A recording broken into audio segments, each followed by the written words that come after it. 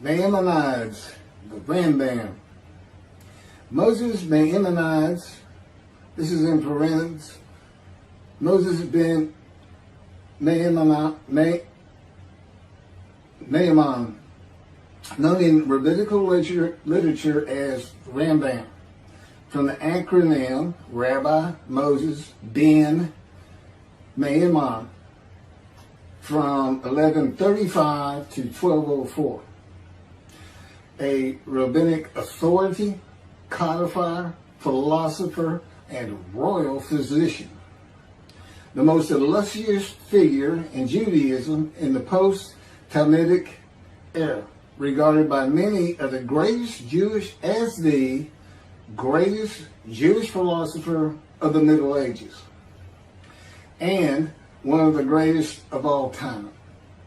He was successful in bringing four cultures, Greco-Roman, Arab, Jewish, and Western, together in one person, and in doing so remains one of the most influential religious philosophers of the intellectual world. His teaching influences other faiths as well as Jews. However, it is his commentary on Jewish texts that mark him out as one of the most influential and important Jews in history.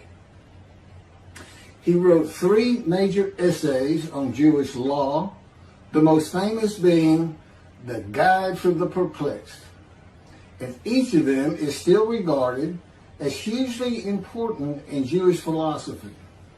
This monumental work laid the foundation for all subsequent Jewish philosophic inquiry known as Chakirah, and stimulated centuries of philosophical Jewish writing. His large 14 volumes work, Mishneh Torah, to date holds canonical authority in regard of the codification of Talmudic law. That was from the Jewish Virtual Library on the internet, the famous people, and the BBC. Rambam says in chapter 12, paragraph 2 of the laws concerning King Moshiach, our sages taught there will be no difference between the current age and the era of Moshiach, except our emancipation from subjugation to the Gentile kingdoms.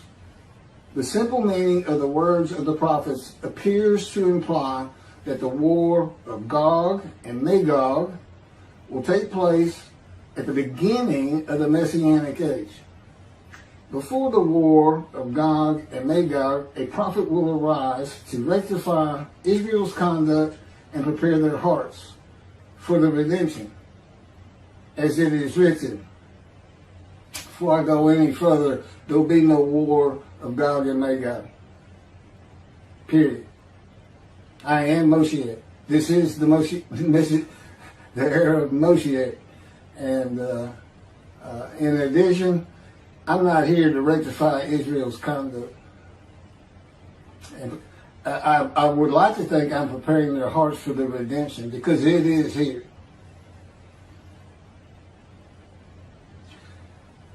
This is from Malachi chapter 3, verse 23. Behold, I am sending you Eliyahu, which is Elijah, before the advent of the great and awesome day of God.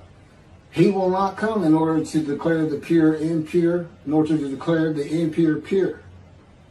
Nor will he come in order to disqualify the lineage of those presumed to be of flawless descent, nor to validate lineage which is presumed to be blemished. And I agree. Rather, he will come in order to establish peace in the world. As the above prophecy continues, Malachi 3, verse 24, He will bring back the hearts of the fathers to the children. And that is incorrect. I don't come here to bring peace or have the world come to peace or to establish peace in the world. No one can do that. Humanity will never be at peace. It's just not what man is. It's not how things have ever worked. Elijah does not come to establish peace in the world. And again, God dictated this to me. I didn't come up with all this on my own.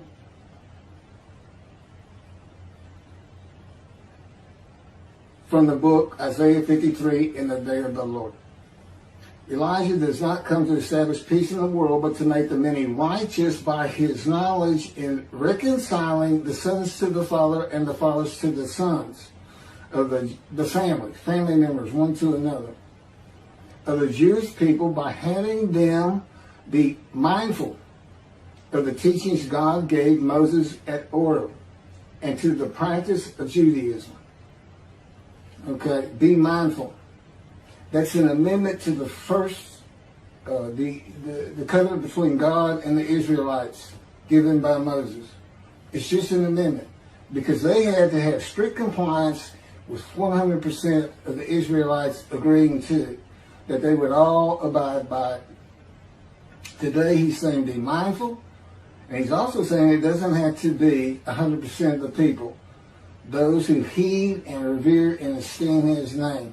And he knows it's not going to be all of the Jews, notwithstanding the fact he has forgiven their sins and remembers their iniquities no more. And to be a messenger of the new covenant with sin forgiveness. That's why it's new. There's an amendment to it, and in addition to it is sin forgiveness. That's the only difference. I will be your God and you will be my people. That's the covenant. And it's never changed. It's never gone away. It's new only in the sense that there's been an amendment to it, and in addition to it, and it's a ratification and confirmation of the covenant at Mount Sinai, or Rambam and the sages say in chapter 12, paragraph 3 of the laws concerning King Moshiach, God makes it real clear. He calls Moshiach, my servant David, a shepherd. He's a teacher. There's been no rabbinic kingdom dynasty that Rambam thinks is coming. And that's all you have. Now there is a slight reference to king and prince throughout the covenant of friendship. That just means leader in this context. He's a ruler amongst the people, not a ruler over the people. This is just Rambam's rendition of what a rabbinic kingdom would be, but it's not in the Hebrew Bible. During the era of the King Moshiach, once his kingdom has been established and all of Israel has gathered around him, the entire nation's line of descent will be established on the basis of his words, through the prophetic spirit which will rest upon him. In the Middle Ages and in antiquity, they believed in prophetic spirits. This will not happen. I do not have a prophetic spirit. The Spirit of God alighted upon me, but he's a person that he helps me. He'll tell me things and teach me things. But there's no such, by and large, nobody believes in that kind of thing anymore. That somebody can just prophesy. God prophesied. He has absolute knowledge of humanity from Adam on to the ends of the earth. Okay, now he can tell a man, write this down, or go tell the people this. But this just comes from him by knowledge. No man gets a spirit upon him and all of a sudden he can prophesy.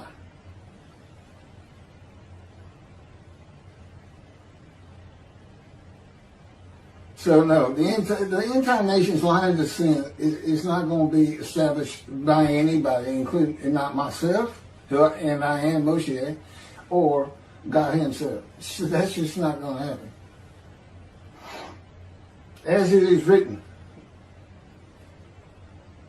he shall sit as a refiner and purifier. He will purify the lineage of the Levites first, stating that this one is a priest of defined lineage, and this one is a Levite, a defined lineage. Rambam basis for this belief is a verse in the book of Ezra, chapter 2, verse 63. The governor said to them, they shall not eat of the most holy things until a priest arises who will wear the yom and the tamim. From this verse, one can infer that the genealogy of those presumed to be of unquestioned priestly and Levitical lineage will be traced by means of the prophetic spirit, and those found to be of such lineage will be made known. He will define the lineage of the Israelites according to their tribe alone, i.e., he will make known each person's tribal origin, stating that this one is from this tribe and this is from another tribe.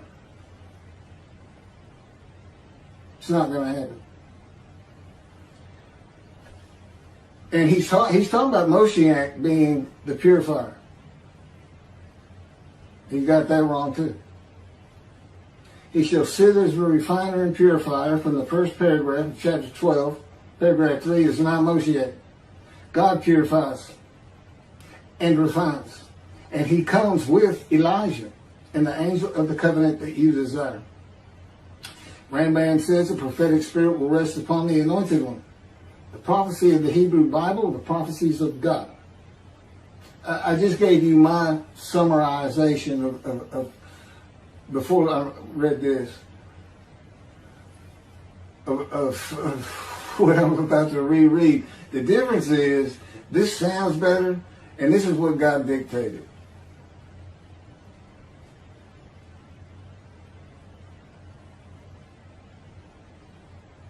The prophecy of the Hebrew Bible, the prophecies of God. David does not have a prophetic spirit. While prophetic spirits were a common belief in the ancient age and Middle Ages, that is not true for the age of reasoning and information. Isaiah chapter 11 verse 2 defines the attributes of the spirit that alights upon the anointed one as a spirit of wisdom and insight, a spirit of counsel and valor, a spirit of devotion and reverence for the Lord. There is nothing regarding a prophetic spirit. And even that, it's just what the Spirit of God lit upon me, and he has all these attributes, and they teach me, and they tell me as I speak to people how to do and how to be. But a spirit didn't just alight upon me in and of itself. And within God's spirit is God himself, his very presence, his mind. You know, it's a hard concept because Judaism's never taught it, but it's in Ezekiel. I don't recall the chapter and verse, but God told Ezekiel, get up upon your feet.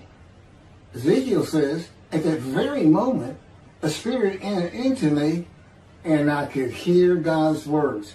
Couldn't hear God's words until the spirit entered into him. Why? They had to be inside you. They had to be inside you. It's speaking to your mind. God doesn't have a mouth, a tongue. You know, he can, within me, he can make me sense, perceive that this is where his presence is. And that is where the words are coming from. As though to my ear, even though it doesn't really seem like my ear, but it does seem like it's coming from over here, or over here, wherever he wants to do it. Spirit enters into you, and God is in his spirit. And this is Malachi chapter 3, verse 2 through 5. But who can endure the day of his coming? And who can hold out when he appears? for he is like a smelter's fire and like fuller's lye. He shall act like a smelter and purger of silver, and he shall purify the descendants of Levi and refine them like gold and silver, so they shall present offerings in righteousness. Then the offerings of Judah and Jerusalem shall be pleasing to the Lord, as in the days of yore, and in the years of old. But first I will step forward to contend against you, and I will act as a relentless accuser against those who have no fear of me. This is God, and not David or Elijah. It's God. And what does he say? I will act as a relentless accuser. He says when Moshiach is here, his servant David is here, he says, I'm going to have a reckoning and dismiss the shepherds of the flock, the rabbis. I'm going to have a reckoning and not dismiss them, primarily for teaching this Messianic Era. Secondly, for ignoring his prophet. That would be me, shunned, despised, and held of no account. That's how they've been treating me for years now. God's been with me 13 years to prepare me for this, and that's how they treated me.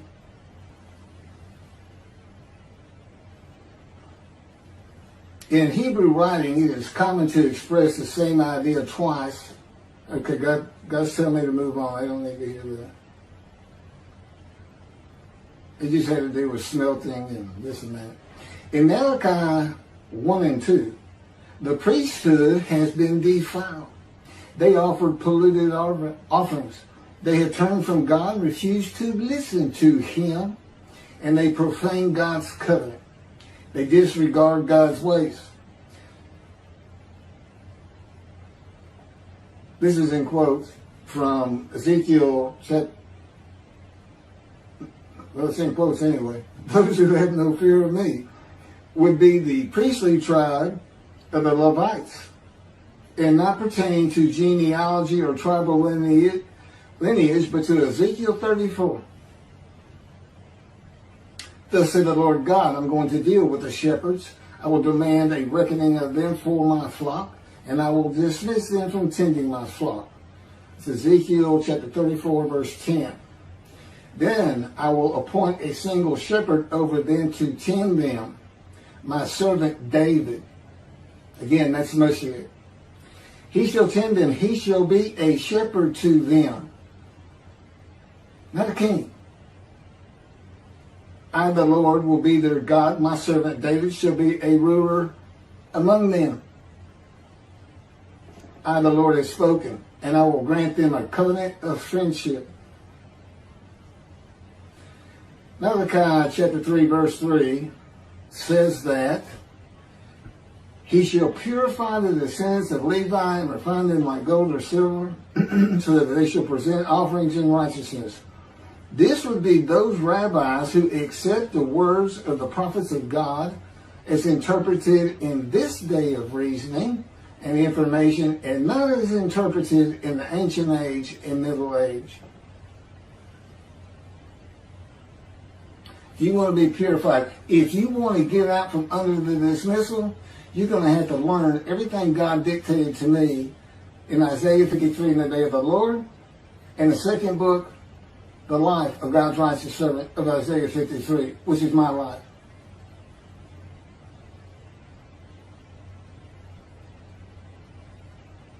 That'll purify you. That'll get you back on the scroll of remembrance so you can see the heaven God is creating. The name Israel still ain't good.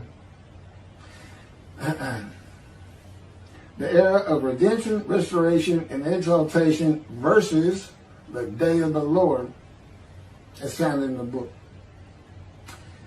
Rambam and the sages interpreted it as a prophecy that Moshiach, with a prophetic spirit, will determine the lineage of the priests and Levites from a verse in the book of Israel. I've covered this. Anyway, the governor said to them, they shall not eat of the most holy things until a priest arise who will wear the Urim and Thummim. This has nothing to do with genealogy of Levites today or purification and refining, or a prophetic spirit on Moshiach.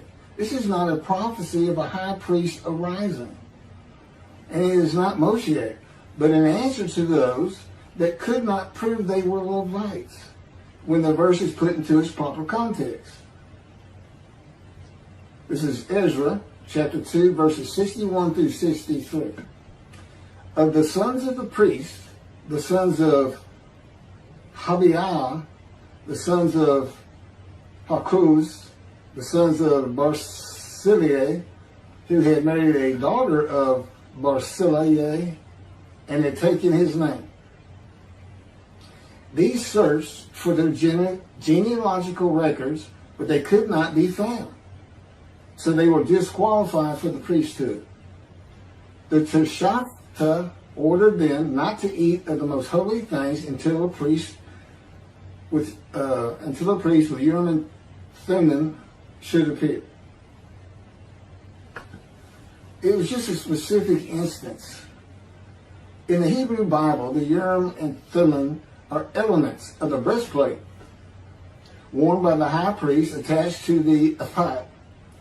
They are connected with divination in general and cleromancy in particular, a belief in antiquity and the Middle Ages rarely believed in today.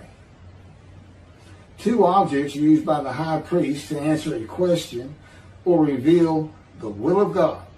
The ephod was made of fine linen and consisted of two pieces which hung from the neck and covered both the back and front, above the tunic and outer garment. Cleromancy is a form of sortition, a casting of lots. A casting of lots in which an outcome is determined by means that normally would be considered random, such as the rolling of dice, that are sometimes believed to reveal the will of God. Casting of lots, the will of God.